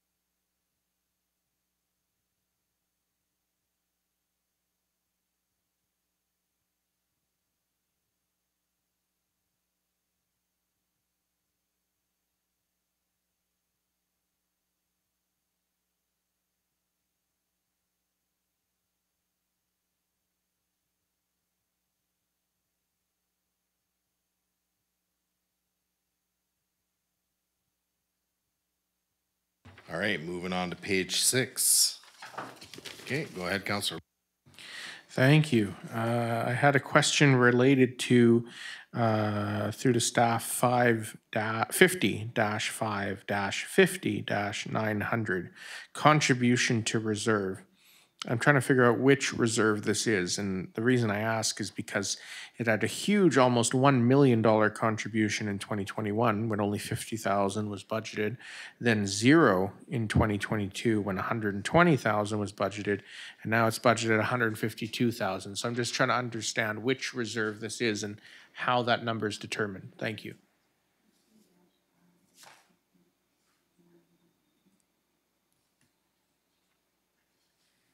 Through your worship to council. So this reserve is the reserve for the sewer. Sure. I guess that would have helped to have that written in the line as well. Excellent, thank you. And the how are the numbers determined? Thank you.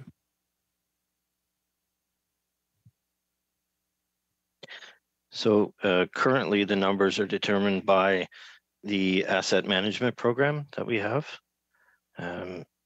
It actually identifies what we need to put away every year to replace portions of the system, such as pumps and whatnot, every 15 years. And then, of course, you get into the lines that are 80 years out to be changed and all that. So I believe in 2021, there was an actual movement of funds to that reserve for the first time. So I think that's where that came from. Thank you, I appreciate that. That clarifies it. Thank you.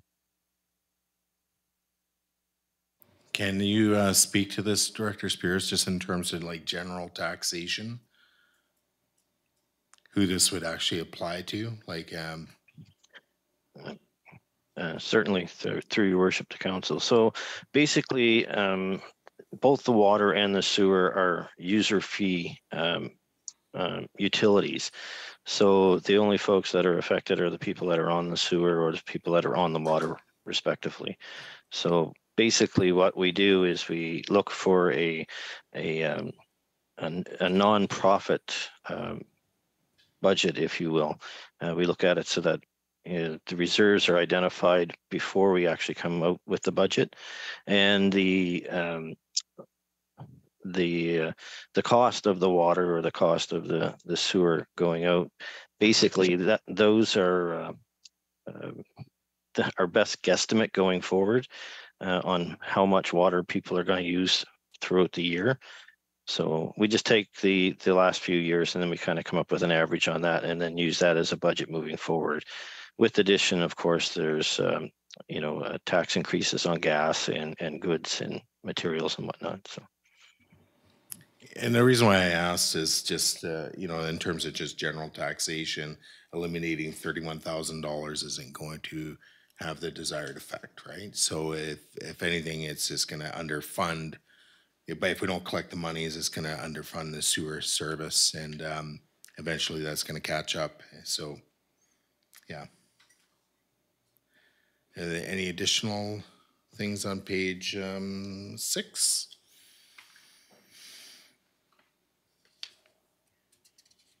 Okay, we're going to move on to page 7.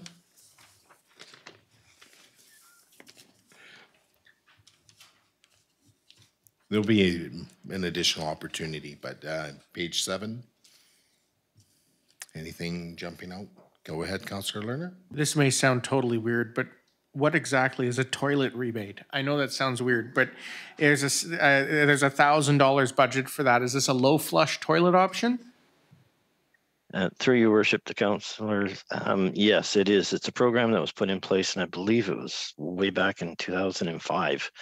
And I'm not sure if there's very many toilets left that are not low flow in Lantzville, but we continue to budget for that, and hopefully if someone has an older toilet, they will change it out. Excellent, thank you. Appreciate yes, that. you don't receive a toilet as a rebate, Councillor. This is to acquire one, right? Okay, anything further on page 7? Okay, Councillor Savage. No, nothing on page 7, but I'm just wondering how we go about in our original budget binder was a section of special projects, and when do we get to those, or right after we deal with the line items, or? So I guess this would be a question through to Deputy Director Nugent. How would you like to have us handle that? Mr. Mayor, through to council, we, in the 7 pages that I provided with you, the line by line, the budget figure is included in there, but it is consolidated. I think the best approach would be to go through that list in the budget binder. It was reduced to I think there was a $25,000 reduction for the herons and eagle nest inventory. But besides that, I think it's like 493,100 for the adjusted balance. But anyway, I would suggest you go through that item by item to advise which ones you'd like to keep or adjust. Well, so through to council, you know, just taking note of the time, and we still have some in-camera discussion. We do have a meeting scheduled for Monday, even though a lot of the changes it won't be made from this evening's meeting.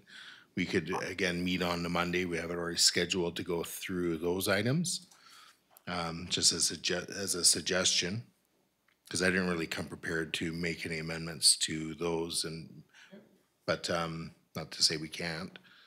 Go ahead, Councillor Lerner, and then Councillor Jones. Thank you so much. Yes, just a question through to staff.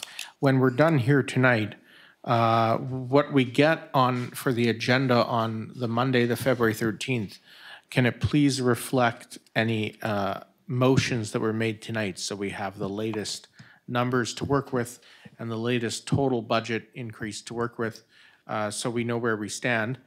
And further to that, I do see that we have this 2-page pullout on capital budget summary. If we have time tonight, maybe we can tackle some of that. And if not, maybe that can be brought up at the beginning of Monday's meeting. Thank you. Sorry, through to Councillor Lerner. Yeah, at the beginning of the meeting, I believe Deputy Director Nugent indicated that no changes will be made for the next meeting. So nothing will be updated. So the agenda timeline is the agenda cuts off tomorrow, and there simply isn't time. And that we have staff away for the balance of the week, so. Yeah. So the thought was having that date so you could continue your review. So it'd be a continuation of this meeting, and we would get an updated budget at the next budget meeting. Is that the idea, whenever that one is scheduled? I guess it depends on what changes. Right. You haven't established when your next budget meeting is after Monday. So that would be a thought. We could look at that calendar and look at those dates, because it is important that we get it published so the public's aware. Right, thank you. All right, so the suggestion was made we can look at the capital budget summary. So just noting the time is 9:05. If we want to start cruising through that. And Councillor Jones, sorry, you did have your hand up. So yeah, go ahead.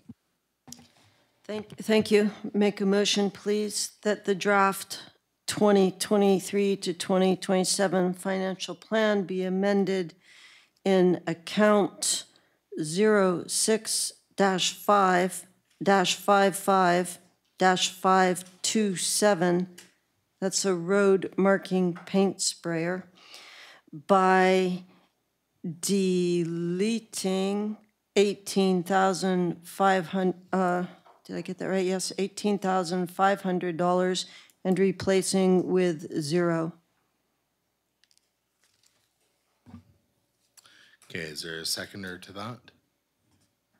Okay, so we had seconded by Councillor Mundell. Discussion, go ahead, Councillor Jones, and then Councillor. Yes, thank you. The cost to community for the sprayer is about 0.5% of a tax increase, and it's that's just the cost of the equipment. The staff will need to probably be trained on how to use it, and then it will take staff time to use it. So the cost is potentially quite a bit higher to this community, and I simply don't feel that this is a priority for Lantzville over the next year. And adding a whole lot of lines, having our own sprayer might be tempting to do that. And I think we want to keep our character, and this just isn't necessary at this time. Thank you. Okay, through to Councillor Mundell as a seconder, if you wish. Yeah, I don't really have as much issue with painting the lines or having the lines on the road, but more so just with the trying to tighten up the purse strings here that it maybe is another item that could go on another budget, another year. So I will support this and suggest that we consider this for a different budget or another year, if it's truly something that the district truly needs. Okay, Director Spears. Thank you, Your Worship. Through the council, this was put in out of necessity, not because we wanted it. Basically, what it is, we're having a very hard time getting someone in to actually paint the lines within the district. And that means the yellow lines and then the parking lines and whatnot. So we tried last year for 3 months to get a company out to do it. We called around to several different companies, one being in Vancouver, and none of them seemed to have the time for a small community of, a few hours work. So that's the reason that we actually are looking towards purchasing our own sprayer and having Public Works do it themselves, because we just can't get anybody out. That's it. I'll just kind of, I see, Deputy Director Nugent, you have your hand up as well. Yes, Mr. Mayor, through to council. I'd just like to clarify that the paint sprayer or most of the equipment in Public Works and various other places are funded through the equipment reserves, not through property taxes. Okay, so that was kind of along the lines I was going to go with this. Is this actually being funded out of taxation? And it sounds like, funded from pardon me? The asset replacement equipment and vehicles reserve. So really there's no impact on taxation if we are to eliminate this purchase? No. Okay, so what I was going to suggest, if it was going to be funded out of taxation, is we look at doing funding this out of surplus, and and that's likely going to require an amendment to our surplus or general what is it called here, general fund surplus bylaw, but to make it a little bit easier to use some of those funds, as we have accumulated a fair bit. So it sounds to me like, as Director Spears has indicated, this is more of a necessity. I think once we have the equipment, it'll probably end up costing a lot less money in the long run. Maybe Director Spears, are you able to comment just on the life cycle of this piece of equipment? Like, is this something that's going to last 10 years, 20 years? When do we chuck it and have to rebuy it? Through your worship, for the amount of painting that we would use it, we could probably get 20 years out of it, just because we don't have a lot of lines on the roads. But in some cases, it's necessary to actually paint those lines. And mostly it would be probably utilized for the parking stalls in the fire hall and the district office and areas. So. Okay, thank you for that. All right, so Councillor Jones and then Councillor Lerner. Thank you. Through the mayor to Director Spears. Could you estimate about how many hours of time for Civic Works this might require in 2023 to paint lines? Just wondering what the burden's going to be on your staff. Through your worship, we're probably looking at a total of about 20 to 25 hours. Councillor Lerner. Yes, thank you. Through your worship to staff, I'm curious. 18,500. What are we currently spending each year on line painting with third-party vendors? And further to that, you mentioned what this would be used for. What is this machine, I guess, capable of? It's for painting parking stalls, you mentioned. Are those existing parking stalls, or we're talking about something? Are there plans for something new with this machine? Thank you. Through your worship, it's the existing stalls that we have in place and all the road markings that we have in place existing. We're not looking at putting any new painting down. Basically, it's just maintaining what we have. In some areas of the district, you notice that there's one yellow line, but in some cases, the yellow line is barely visible now, and at night, it's become basically invisible. So I'm just trying to look up the what we spend currently on the line painting for a contractor when we can get them. And I just can't find it right off the top of my head here. Director Spears, top of page 5. Yep, I'm just getting there. Road marking, yes. So, so in the financial plan last year, it was 12,800.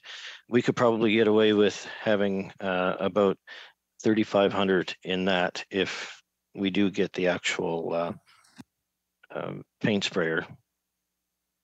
Thank you. So just as a follow-up to that, this was on, if I understand, this is page 5.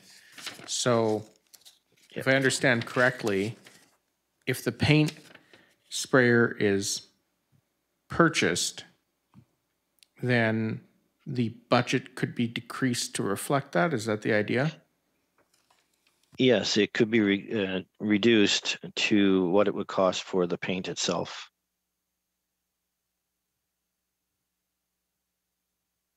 Thank you. I'm still trying to figure this out one way or the other. I guess I can just put it bluntly. If the reason the funding was still left into the road marking because council still had to make a decision on whether or not the purchase goes through. So now that the purchase, if the purchase goes through the capital, then the road marking budget will go down to about 3,500.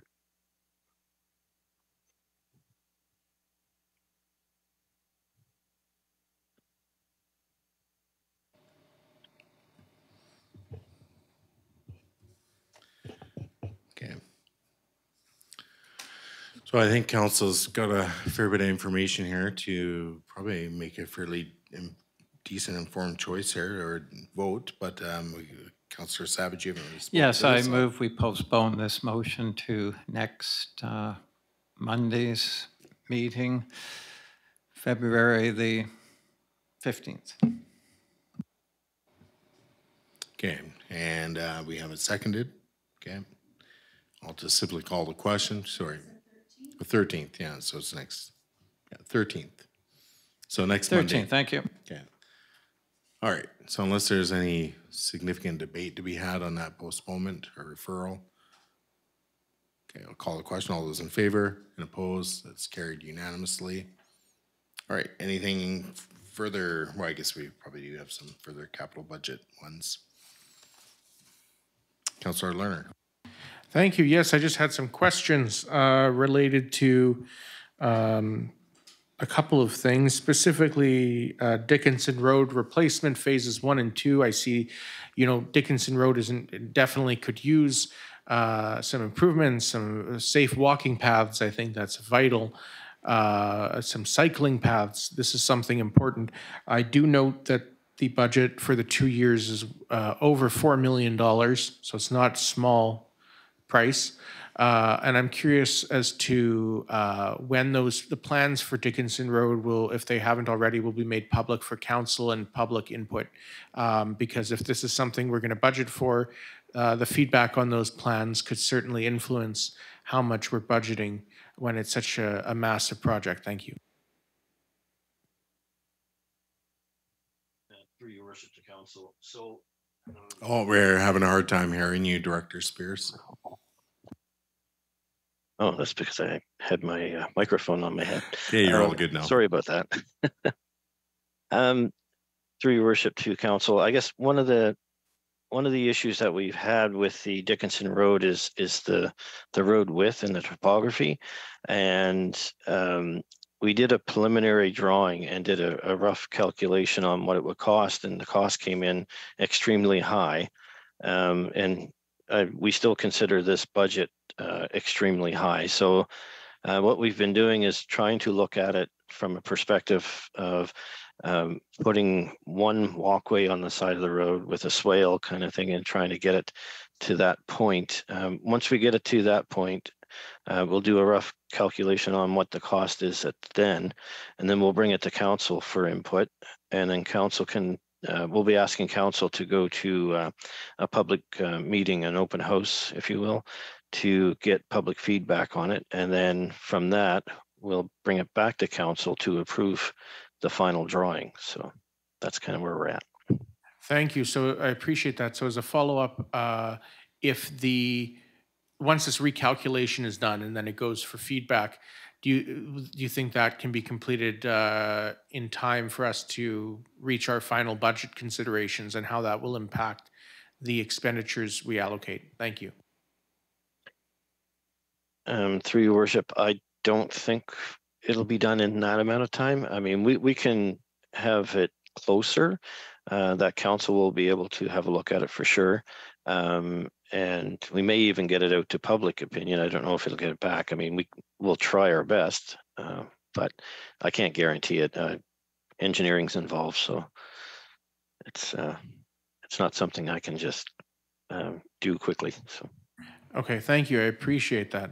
I know it's a complex project, and so if we're looking at walkways on one side versus two sides, and so on and so forth, it could have budget implications. And of course, Dickinson deserves the safety and the renovations. It's just a matter of how much we want to allocate over the period from our reserves. And certainly, if I understand correctly, $4 million would even put that reserve into a bit of a deficit. So it's worth looking into. Thank you so much.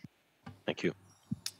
I was just going to briefly comment. So again, the funding has been identified for this project that will most definitely be occurring over 2 years based on the projected cost overruns that were from what we originally were looking at a couple years ago. But again, there's no increase in taxation here. It's not really a concern at this point. It's just really making sure that, moving forward, we try to do our very best to make sure the project can get completed within, the funds we have in our available reserves and so forth. But again, like when I remember some of the discussions we had around some of the developments and so on, and apparently we'd have the DCCs just rolling in to cover this stuff off, and they're not quite rolling in, and we're going to be hitting some tough times, I think, when it comes to what's in our DCC reserves and even gas tax funding and so forth. This is going to be a pretty substantial hit to the district. So. And just taking care of one road. Anyways, that's all I'll speak to at this time. Go ahead, Councillor Savage. Yes, thank you. I would like to point out, yes, our DCCs will be rolling in a certain percentage of the roads we can use DCCs for. This is when you comment about our road reserves. And also, I will be making a motion next Monday, just to give a heads up, not time tonight to do it properly, about our bylaw number 215, where I'm going to be proposing to amend it so that we can use surplus funds for operational costs, and we won't make a habit out of it, but we just have that right. And just so you know, in there it says that council can place the reserves in this general fund, and the general fund reserves to various reserves that we want. And it also says in there that this general reserve shouldn't be more than $1 million. And we might want to change that because this finance director we had last term at the start suggested about 1.1 million would be a good amount to have there. So for some reason, this bylaw says it shouldn't go over 1 million. We've now got 1,376,000. So there's some money we can, put to reserves we want or to operational costs. Just so you know, I think we're in better shape than you think with the roads. And the other thing I wanted to point out on the capital costs here is this truck we're replacing is the better part of 25 years old. So congratulations to Public Works. You're pretty well taping a truck together. I mean, these things are highly used every day all over the place. So that's really stretching the dollar, it really is. So it gets to a point, as they say, when it's pointless keeping them going. It's costing you way more than it would than if you just buy a new one. So anyway, that's it for me. I'm going to leave the rest of my capital stuff till next Monday. Thank you. All right, so is there anything further? Because we are nearing the witching hour where we need to vote to extend the meeting anyways, so, no? Oh, right, it's a special meeting. I forgot about that, yes. The loophole of the special meeting. So we can just keep going on and on and on forever, but I don't suggest that. We can stay till 4 in the morning if you like. I might just leave, so.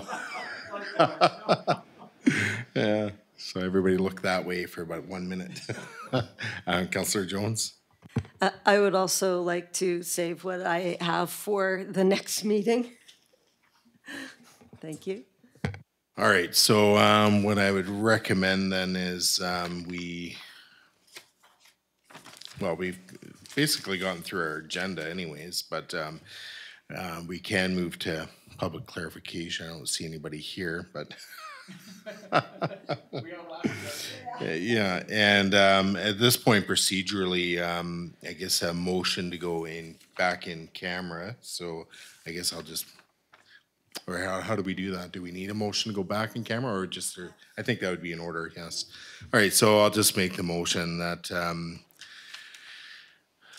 the meeting be closed to the public pursuant to sections 91A, C, G, and I, the community charter. Is there a seconder to that? So second by Councillor Jones. I'll call the question. All those in favor and opposed? Okay, so we are now back in camera. We'll just wait for the video.